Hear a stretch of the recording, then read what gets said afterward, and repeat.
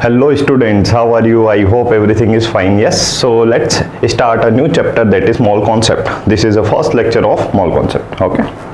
So क्या significance है इस चैप्टर का, पहले थोड़ी सी बात कर लेते हैं कि फिजिकल केमिस्ट्री अपन पढ़ते हैं तो फिजिकल केमिस्ट्री के ऑलमोस्ट एवरी चैप्टर में इसका सर्टेन एक रोल रहेगा। मीनिंग वोट कि काइंड ऑफ एप्लीकेशन इसका जो पार्ट है वो फिजिकल केमिस्ट्री के हर चैप्टर में अपने को देखने को मिलेगा। यानी कि एक बेसिक बिल्डिंग ब्लॉक है किसका, फिजिकल केमिस्ट्री का, जो हमारा एक बेस बनाएगा। ठीक है, डायरेक्टली क्वेश्चन जनरली एक क्वेश्चन पूछा जाता है, इनडायरेक्टली अपन अब बोले तो मैं जैसा कि बोल चुका हूँ हर एक चैप्टर में इसका सिग्निफिकेंस है। ओके, सो स्टार्ट करते हैं मोल कॉन्सेप्ट में। सबसे पहले एक एटम के बारे में एक इंट्रोडक्शन पार्ट यहाँ पे देख लेते हैं कि कोई भी हमारे पास एलिमेंट है, जैसे कि आपको एक बेसिक आइडिया हो जाए इलेक्ट्रॉन, प्रोटॉन और न्यूट्रॉन के बारे में। ठीक है, कोई भी हमारे पास एलिमेंट है उसको रिप्रेजेंट करते हैं अपन जनरली कुछ इस तरह से, Z X A। X तो यहाँ पे हो जाता है स्टूडेंट हमारा एलिमेंट, Z हो जाता है यहाँ पे एटॉमिक नंबर और A होता है यहाँ पे एटॉमिक मास।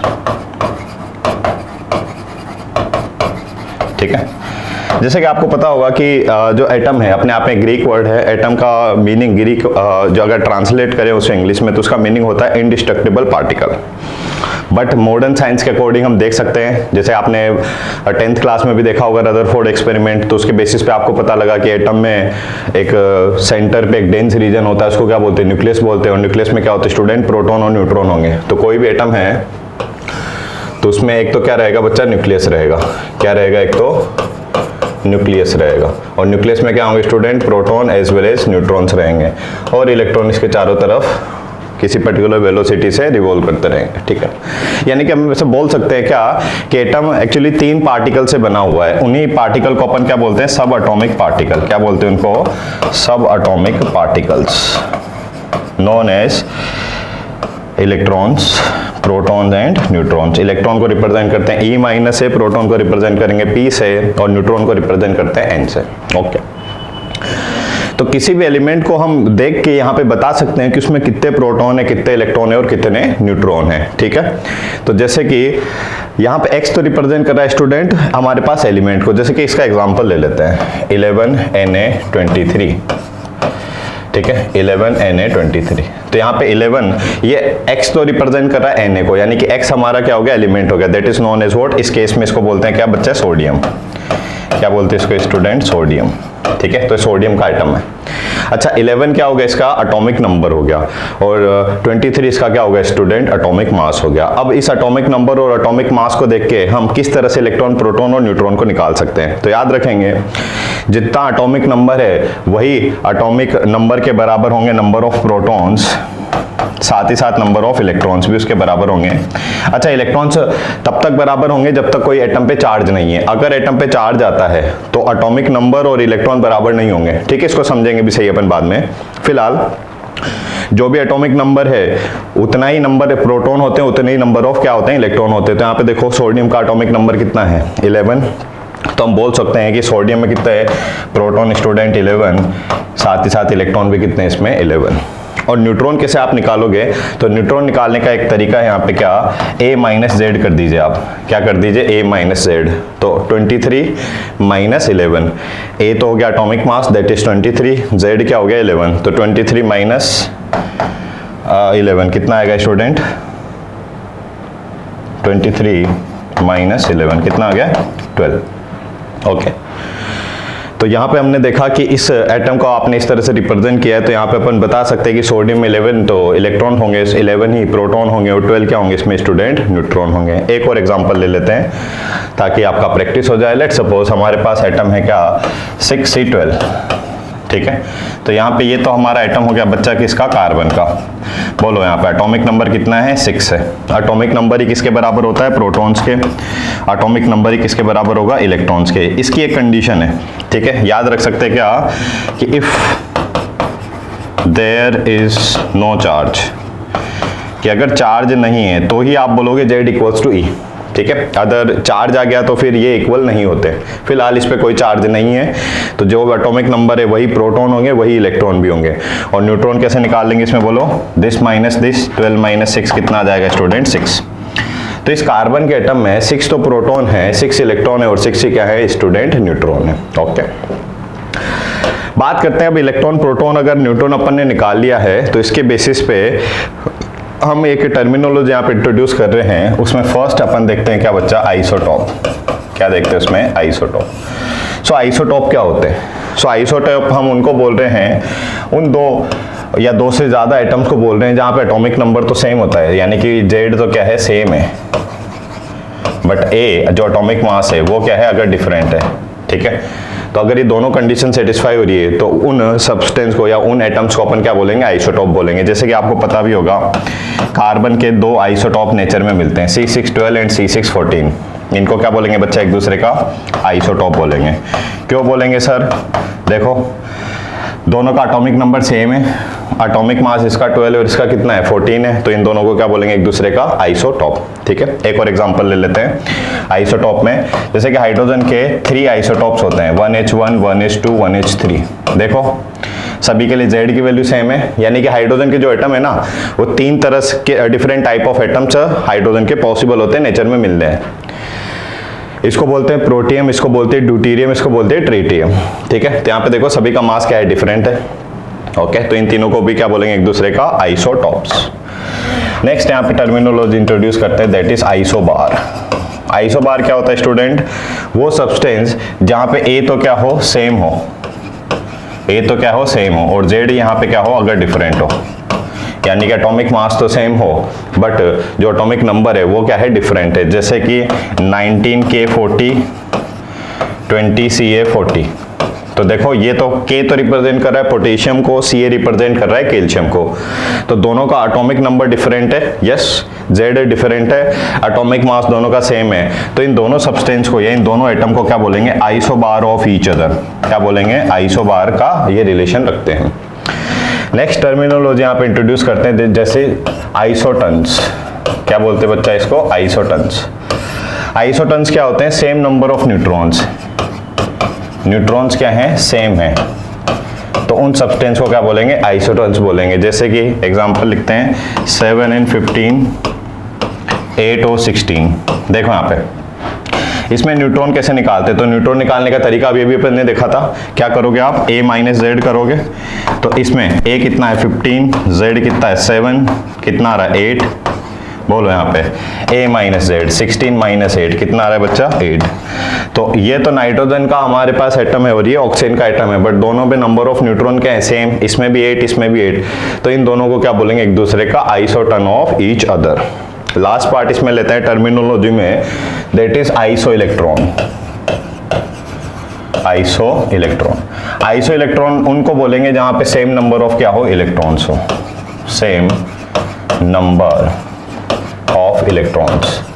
अगर सेम नंबर ऑफ इलेक्ट्रॉन्स है तो उन स्पीसीज को क्या बोलेंगे, आइसो इलेक्ट्रॉनिक। इससे तो डायरेक्ट क्वेश्चन भी पूछा हुआ है अपन से, नीट का अगर प्रीवियस ईयर आप चेक करोगे पेपर्स या जेई का, तो आइसो इलेक्ट्रॉनिक से क्वेश्चन भी पूछा हुआ है। तो देखो अच्छा, इसको तरह के क्वेश्चन को सोल्व करने से पहले आपको याद रखना पड़ेगा बच्चा एटॉमिक नंबर 1 to 20 तक। ठीक है, जैसे कि हमारे पास ये कोई स्पीसीज लिखी हुई है F-1 Na+1। ठीक है, तो यहाँ पे देखो बच्चे आपको पता होना चाहिए कि फ्लोरीन का एटॉमिक नंबर कितना होता है। तो फ्लोरीन का, जैसे इस पे थोड़ी देर के लिए क्या हटा, चार्ज हटा देता हूँ पहले मैं ना, चार्ज हटा देते हैं। इन सबका एटॉमिक नंबर आपको पता होना चाहिए। जैसे कि फ्लोरीन का पता है 9, इसका होता है 10, इसका होता है कितना 11। ठीक है, तो ये एटॉमिक नंबर अपन ने लिखा, तो यहाँ पे नंबर ऑफ इलेक्ट्रॉन्स बता सकते हैं क्या, एटॉमिक नंबर के बराबर ही होगा 9, एटॉमिक नंबर के बराबर ही होगा 10, एटॉमिक नंबर के बराबर ही होगा 11। ठीक है, अब यहाँ पे याद रखना है अपने को एक छोटी सी बात, क्या, चार्ज के बारे में, आवेश, कि कोई भी स्पीसीज अगर इलेक्ट्रॉन लूज करती है, अगर इलेक्ट्रॉन क्या करेगी स्टूडेंट, लूज करेगी। जैसे x ने एक इलेक्ट्रॉन लूज किया तो x पे आएगा क्या, पॉजिटिव चार्ज। और लेट सपोज y है हमारे पास, y ने एक इलेक्ट्रॉन एक्सेप्ट किया तो y पे आएगा कौन सा चार्ज स्टूडेंट, नेगेटिव चार्ज। याद रहेगा, x ने इलेक्ट्रॉन लूज किया तो x पे पॉजिटिव चार्ज, y ने इलेक्ट्रॉन एक्सेप्ट किया तो y पे नेगेटिव चार्ज। यानी कि चार्ज कब आता है, जब इलेक्ट्रॉन का क्या हो, ट्रांसफर हो। इलेक्ट्रॉन लूज किए तो पॉजिटिव चार्ज, इलेक्ट्रॉन एक्सेप्ट किए तो नेगेटिव चार्ज आएगा। ठीक है, अब जितना चार्ज है उतने ही इलेक्ट्रॉन का यहाँ पे ट्रांसफर हुआ है। लेट सपोज यहाँ पे क्या लिखा हुआ है, Z से Z+2 बना, तो बोलो +2 मतलब 2 इलेक्ट्रॉन इसने लूज किए हैं, 2 इलेक्ट्रॉन इसने क्या किए हैं, लूज किए हैं। ठीक है, तो ये चार्ज का मतलब समझ गए। अब आ जाओ इस पे। तो नॉर्मल अगर हमारे पास फ्लोरीन का एटम, नियोन का एटम और सोडियम का एटम को इस तरह से आपने लिखा है, तो इन पे कोई भी चार्ज अभी नहीं है, तो जितना एटॉमिक नंबर है उतना ही क्या होगा, इलेक्ट्रॉन होगा। ये मैं पहले भी बोला था आपको। अब यहाँ पे रख देते बच्चा अपन चार्ज। जैसे कि आपने क्या किया, फ्लोरीन पे रख दिया -1 चार्ज, नियोन पे कुछ चार्ज नहीं है, सोडियम पे रख दिया +1 चार्ज। अब इस चार्ज को कंफ्यूज नहीं होना एटॉमिक नंबर से।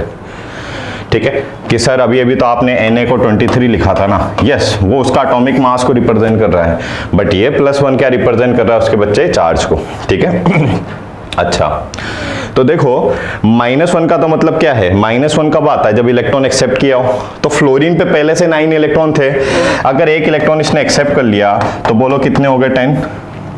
नियोन पे पहले 10 इलेक्ट्रॉन थे और कोई भी चार्ज इस पे नहीं है। ठीक है, तो यानी कि पहले भी 10 थे, बाद में भी कितने रहेंगे, 10 ही रहेंगे। और देखो सोडियम पे पहले 11 इलेक्ट्रॉन थे, +1 मतलब एक इलेक्ट्रॉन लूज कर दिया, तो इस पे भी कितने इलेक्ट्रॉन, स्टूडेंट 10।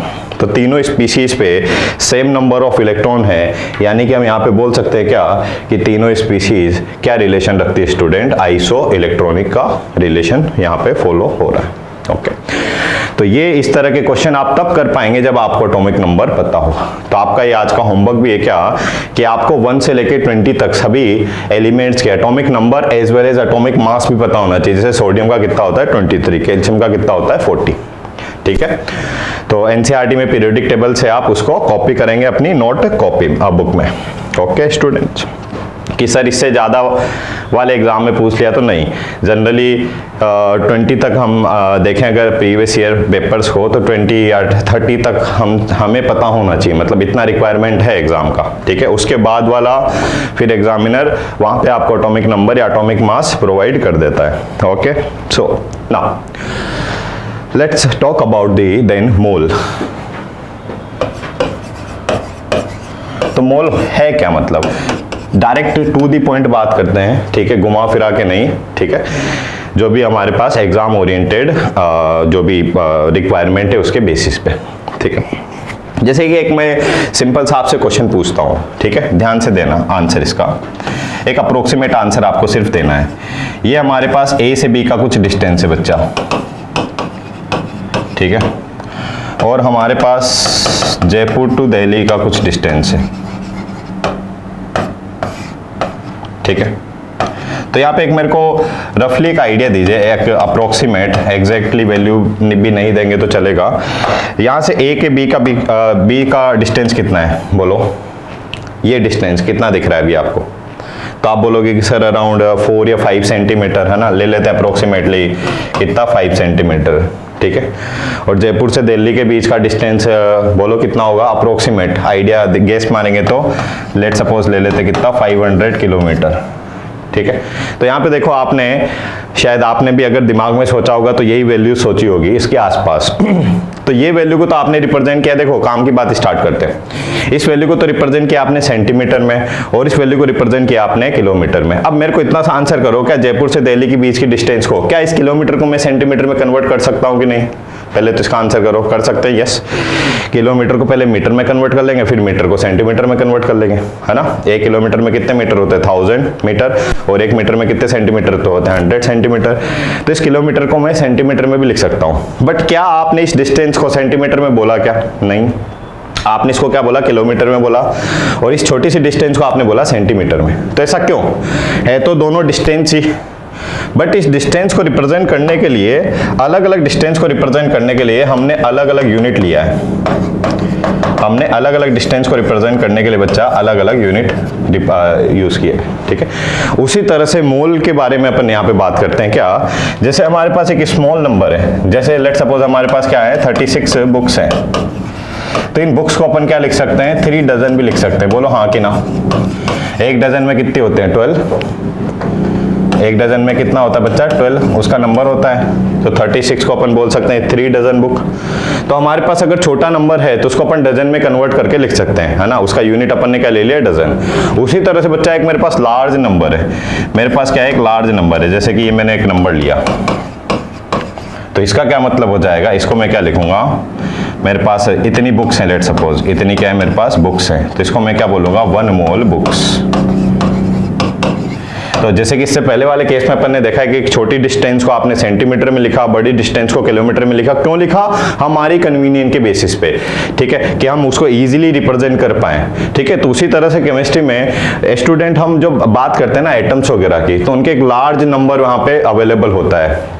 जैसे कि अगर आपने क्या किया, इस C612 का हमारे पास एक कार्बन का आइसोटोप है, अगर इसका 12 ग्राम भी आपने लिया है, 12 ग्राम समझ रहे हो, बहुत कम अमाउंट, 12 ग्राम अगर आपने ये कार्बन लिया है C612, तो इसमें हम बच्चा क्या देखते हैं, इसमें लगभग होते हैं इतने एटम, कार्बन के atom, C represent the carbon. तो अगर आपने बहुत कम अमाउंट भी लिया है सब्सटेंस का, तो उसमें भी लार्ज नंबर ऑफ एटम्स है, तो उसी लार्ज नंबर को हम किस में रिप्रेजेंट कर रहे हैं बच्चा, मोल में। तो इसको हम क्या बोल देंगे, दिस कार्बन एटम, और हम क्या बोल सकते हैं, 1 मोल कार्बन एटम, ठीक है। तो एटम सॉरी मोल को इंट्रोड्यूस क्यों किया, एक लार्ज नंबर को रिप्रेजेंट करने में। अब आप तो बोलोगे कि सर हम तो ये समझे हैं कि जो हमने यूनिट्स पढ़े हैं तो उसमें तो मोल को सर अमाउंट ऑफ सब्सटेंस से रिलेट कर रहे थे। देखो कर भी लो ना यहाँ पे कि अगर हमारे पास 1 मोल कार्बन है तो उसका अमाउंट कितना हो जाएगा, 12 ग्राम हो जाएगा। तो इसको अपन सीखेंगे भी सही आगे के लेक्चर्स में जाके कि एक्चुअली आप मोल को अमाउंट से कोरिलेट कर सकते हैं, ठीक है। बट एग्जैक्टली अगर हम बोले तो 1 मोल अपने आप में किसको रिप्रेजेंट कर रहा है स्टूडेंट, 1 मोल रिप्रेजेंट कर रहा है एक नंबर को, दैट इज नोन एज, इस नंबर को ऑल्सो हम क्या बोलते हैं बच्चा, एवोगैड्रोस नंबर। क्या बोलते हैं इसको, एवोगैड्रोस नंबर, जिसको आप रिप्रेजेंट करते हो किससे, Na से। किसको रिप्रेजेंट करते हैं बच्चा, Na से, ठीक है। तो इसी नंबर को अपन क्या बोलते हैं, एवोगैड्रोस नंबर। यानी कि वो 1 मोल, जैसे कि 1 डजन होता है ना, 1 डजन किसको रिप्रेजेंट कर रहा है, 12 को। तो उसी तरह से 1 मोल हमारे पास किसको रिप्रेजेंट करेगा, एक नंबर को, जिसकी वैल्यू होती है एवोगैड्रोस नंबर के बराबर, Na के बराबर, ठीक है।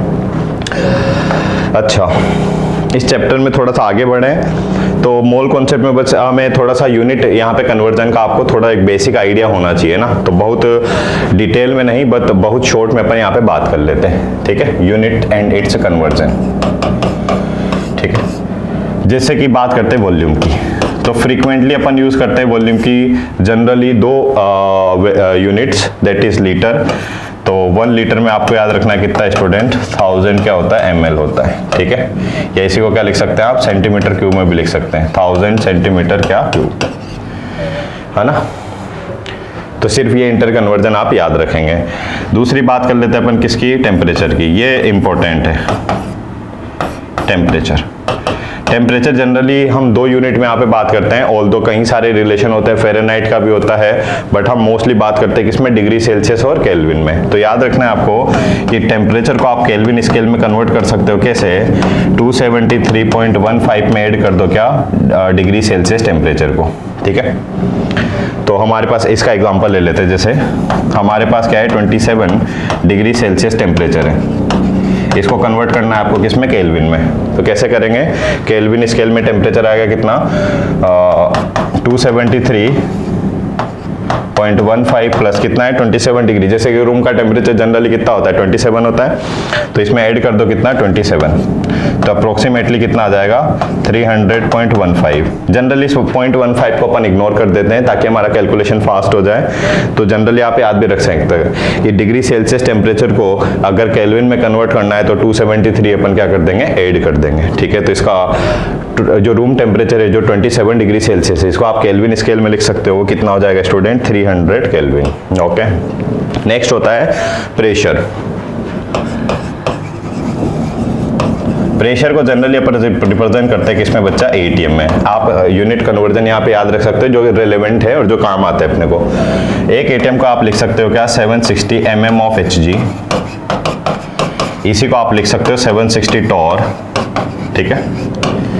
मोस्टली अपन याद काम करते हैं किसमें, ATM और mmHg में, ठीक है, जो हमारे JEE या नीट में जनरली इसको फॉलो किया जाता है। और भी होते हैं वैसे तो, बार भी होता है, टोरिशनल भी होता है, पास्कल भी होता है।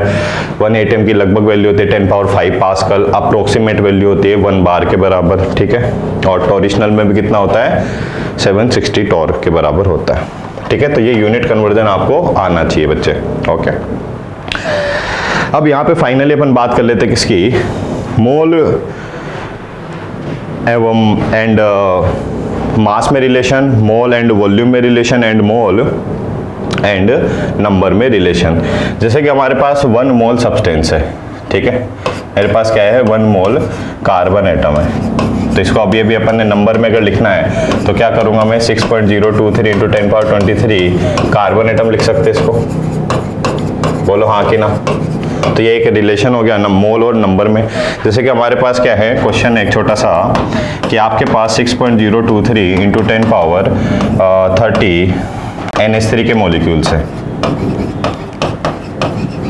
तो आपसे पूछा है इसको मोल में कन्वर्ट करो, तो आपको सिर्फ क्या करना है, जो भी आपके पास नंबर है, जो भी आपके पास स्टूडेंट नंबर है, उसको आप डिवाइड कर दोगे किससे 6.023 इंटू 10⁻23 से, मोल की वैल्यू से, ठीक है। तो ये 6.023 से कैंसिल आउट हो गया, ये कितना आ गया 10⁻7, और ये आंसर आ गया किसमें आपका मोल में। जैसे कि जिसको ये समझ में नहीं आया यहाँ पे ध्यान देना, आपके पास क्या है 36 बुक्स हैं, इसको रिप्रेजेंट करना है डजन में, तो बोलो कितना डजन, बोलो 3 डजन। तो कैसे किया आपने, 36 को आपने डिवाइड कर दिया किससे 12 से, तो क्या आ रहा है बच्चा 3 डजन, यस और नो। तो डजन में कन्वर्ट करने के लिए 12 से डिवाइड किया, तो मोल में कन्वर्ट करने के लिए Na से डिवाइड कर देंगे, ठीक है। तो मोल और नंबर में कन्वर्जन समझ गए। तो मोल को तो नंबर में लिख सकते हैं, या नंबर को अपन क्या लिख सकते हैं, मोल में भी लिख सकते हैं। Okay, this is the first interconversion. Second interconversion अपन देखते हैं मोल का मास में, ठीक है। सो मोल का फॉर्मूला होता है स्टूडेंट क्या, mass divided by molar mass. अब ये मोलर मास क्या होता है, ठीक है, इसी पे अपन यहाँ पे डिस्कशन रखने वाले हैं, ठीक है। मोलर मास का मतलब है क्या। तो जैसे हमारे पास कोई भी एटम है स्टूडेंट, ठीक है, तो उसमें 3 एंटिटी होती है, प्रोटॉन, इलेक्ट्रॉन और न्यूट्रॉन, ठीक है। तो इस पे थोड़ा सा आपने को वर्कआउट करना पड़ेगा कि इनके क्या क्या मास होते हैं, प्रोटॉन, इलेक्ट्रॉन और न्यूट्रॉन के मास, ठीक है। तो यहाँ पे देखो आपको इतना सा तो आइडिया है कि कोई भी हमारे पास एटम है वो किन चीजों से बना होता है, प्रोटॉन से बना होता है, मतलब उसमें बेसिकली हाइड्रोजन जो प्रोटियम उसका जो आइसोटॉप है, उसके अलावा सभी एटम में क्या होता है, प्रोटॉन न्यूट्रॉन होता है। तो मोस्टली एटम में क्या होगा, प्रोटॉन होगा, न्यूट्रॉन होगा, और साथ ही साथ क्या होता है बच्चा, इलेक्ट्रॉन भी होता है। तो आप बोल सकते हैं कि अगर एटम का मास निकालना है तो क्या कर दो, इसका मास, प्रोटॉन का मास, न्यूट्रॉन का मास और इलेक्ट्रॉन के मास को अगर ऐड कर दें तो हमारे पास एटम का टोटल वेट आ जाएगा। समझ रहे हैं बात। जैसे कि पेन का मास आपको देखना है, तो पेन में इस आउटर सरफेस का मास, इंक का मास, है ना, इस तरह से। तो जिस जिस चीज़ों से बना हुआ है उन सबके मास को सम कर दे तो इस पूरे पेन का मास आ जाएगा। उसी तरह से कोई भी एटम जो है वो 3 चीज़ों से बना है, सब एटॉमिक पार्टिकल, तो इन तीनों के मास को अगर ऐड कर दें तो क्या आ जाएगा मेरे पास, मास ऑफ एटम, यस और no. So on the basis of this we can write the mass of an atom. अब यहाँ पे आपको एक बेसिक आइडिया होना चाहिए बच्चा, जो मास ऑफ प्रोटॉन होता है ना, मास ऑफ प्रोटॉन की ऑलमोस्ट वैल्यू इक्वल होती है किसके, मास ऑफ न्यूट्रॉन के, और इसकी अप्रोक्सीमेट वैल्यू होती है कितनी, 1.67 into 10⁻24 gram. Mass of proton और मास ऑफ न्यूट्रॉन क्या होते हैं, ऑलमोस्ट इक्वल होते हैं, और इसकी वैल्यू होती है 1.67 इंटू 10⁻24 ग्राम। और मास ऑफ इलेक्ट्रॉन होता है कितना, 9.1 इंटू 10⁻28 या 31 किलोग्राम, तो 28 क्या ग्राम। तो यहाँ पे देखो ज्यादा बड़ी वैल्यू कौन सी, प्रोटॉन का मास कि इलेक्ट्रॉन का मास। तो सर आप बोलोगे कि सर प्रोटॉन का मास ये -24 है, -28 है, तो इलेक्ट्रॉन का मास क्या है, कम है। एक्चुअली यहाँ पे आप रिलेशन भी प्रोवाइड कर सकते हो कि जो बच्चा मास ऑफ जो इलेक्ट्रॉन होता है ना, मास ऑफ इलेक्ट्रॉन को रिप्रेजेंट कर रहे हैं me से, ये क्या होता है, मास ऑफ प्रोटॉन का इतने टाइम्स होता है। मतलब क्या, इसको दोबारा अगर ढंग से लिखें तो मास ऑफ प्रोटॉन को आप लिख सकते हो 1836 time of mass of electron, ये रिलेशन। यानी कि आप 1836 इलेक्ट्रॉन कंबाइन कर लो तो उनका जितना मास होगा उतना मास होता है एक प्रोटॉन का मास। और यही एक रीजन है क्या स्टूडेंट, कि जो मास ऑफ जो इलेक्ट्रॉन है उसको अपन ऑलमोस्ट नेग्लिजिबल कंसिडर करते हैं। क्योंकि किसी भी एटम का अगर आपको मास पता करना है, किसी भी एटम का अगर आपको मास पता करना है तो मास ऑफ इलेक्ट्रॉन को अपन क्या कंसिडर कर लेते हैं, ऑलमोस्ट नेग्लिजिबल। समझ भी सकते हैं क्यों, समझ रहे, जैसे कि 1836 टाइम्स है ना, काफी कम मास है, ठीक है, दैट इज वाई। सो जैसे कि बात करते हैं हाइड्रोजन की, या हीलियम का आइटम लिया मैंने, क्या लिया मैंने, हीलियम का आइटम लिया। हीलियम के आइटम को इस तरह से रिप्रेजेंट करते हैं 2He4। तो बोलो यहाँ पे कितने प्रोटॉन, 2, कितने इसमें इलेक्ट्रॉन बच्चे 2, कितने इसमें न्यूट्रॉन बच्चे 2, ये अपन निकालना सीख चुके हैं। तो अगर इस एटम का, हीलियम एटम का अगर मास पूछा है हीलियम एटम का मास, सिंगल हीलियम एटम, तो किसके बराबर होगा, mass of proton plus mass of neutron. Mass of electron को तो अपन ने नेग्लिजिबल कंसीडर कर लिया है, ठीक है। तो मास ऑफ प्रोटॉन कितना होता है, 1.67। अच्छा, प्रोटॉन भी न्यूक्लियस में अवेलेबल होता है, न्यूट्रॉन भी न्यूक्लियस में अवेलेबल होता है, इसीलिए इनको क्या बोलते हैं बच्चा, न्यूक्लियन भी बोलते हैं, ठीक है। तो हमारे पास 2 प्रोटॉन का मास और 2 न्यूट्रॉन का मास है, ऐसे बोलो 4 न्यूक्लियन का मास, ठीक है। और यहाँ पे ध्यान देंगे बच्चा, ये जो हमने लिखा है ना, प्रोटॉन का मास और न्यूट्रॉन का मास ऑलमोस्ट इक्वल है, इसकी वैल्यू इतनी है, और इसी को अपन क्या बोल देते हैं, एटॉमिक मास यूनिट भी बोल देते हैं इसको।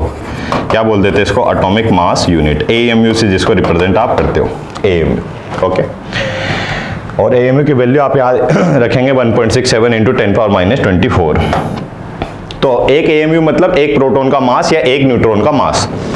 तो हमारे पास सिंगल हीलियम एटम में देखो 2 तो प्रोटॉन है और 2 ही क्या है मेरे पास, न्यूट्रॉन है। तो 2 प्रोटॉन का मास और 2 न्यूट्रॉन का मास, या हम ऐसा बोले क्या, प्रोटॉन को भी न्यूक्लियन बोल रहे हैं, न्यूट्रॉन को भी न्यूक्लियन बोल रहे हैं, यानी कि 4 न्यूक्लियन का मास। एक न्यूक्लियन का मास कितना है, 1 AMU के बराबर।